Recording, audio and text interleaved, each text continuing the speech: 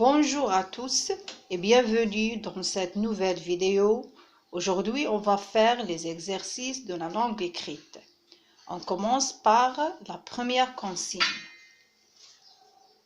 Je prononce le mot, j'entoure la syllabe que je dis, puis je complète. Alors, je vais prononcer le mot et vous allez entourer la syllabe que je dis, puis vous allez compléter le mot. On va travailler ensemble le premier mot. Voilà, ici on a les syllabes do, to, mo, po. Un râteau, on va écrire ici la deuxième syllabe. Alors, c'est la même chose ici. On a l'an, man, non, en. Une, alors vous allez écrire ici la syllabe convenable. Si on a qui, di, gui, ri. Une, alors vous allez écrire ici la syllabe qui manque. On a les syllabes che, se, je, le.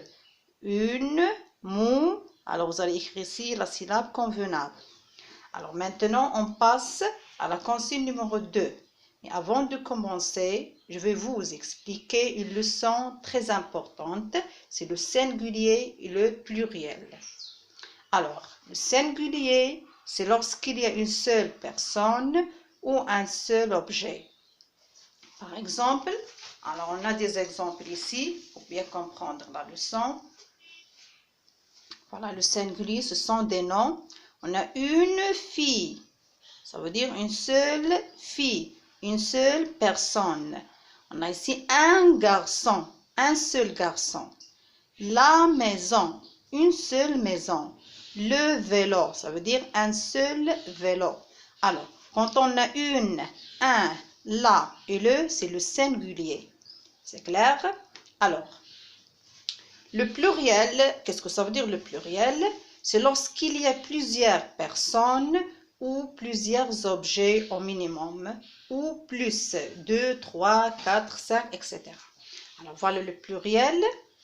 Alors, on a ici des filles, ça veut dire on a beaucoup de filles.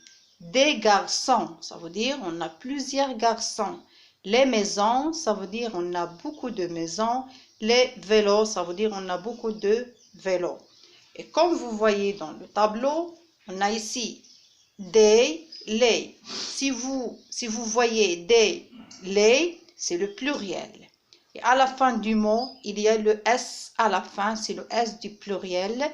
C'est le S muet, il ne se prononce pas. Toujours, on ajoute le S à la fin au pluriel. Maintenant, on passe au pluriel du verbe. Je vais vous donner un exemple pour bien comprendre. Voilà ici, on a voilà le singulier, on a le garçon chante. Voilà le verbe, c'est le deuxième mot. Alors ici, on a le E à la fin, c'est le singulier.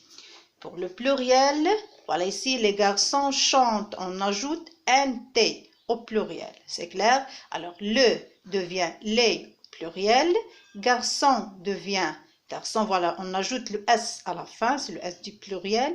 Et chante, E, alors devient un T. Ça veut dire on ajoute un T à la fin du verbe. C'est clair? Alors, si vous avez bien compris la leçon, vous pouvez passer aux exercices. Voilà l'exercice numéro 2. J'écris ce que je sais dire. Attention, il y a des lettres que je n'entends pas. Ça veut dire il y a des lettres muettes. Elles ne se prononcent pas. La gazelle saute. On va travailler ensemble la première phrase et vous allez travailler les autres phrases. La gazelle saute. Alors voilà ici, la devient les au pluriel. Gazelle, on ajoute le S du pluriel à la fin du mot. Et saute, on ajoute un T. C'est clair? Alors ici, il ne se prononce pas. On ne dit pas sautant, mais on dit saute. La deuxième phrase, un pigeon picore. Un chat guette. Le zèbre galope. Une fille danse. Alors, vous allez mettre les phrases au pluriel. Et faites attention, alors qu'est-ce qu'il va changer? C'est clair? Et voilà les exercices que vous devez les faire. Merci de votre attention. Au revoir et à la prochaine séance.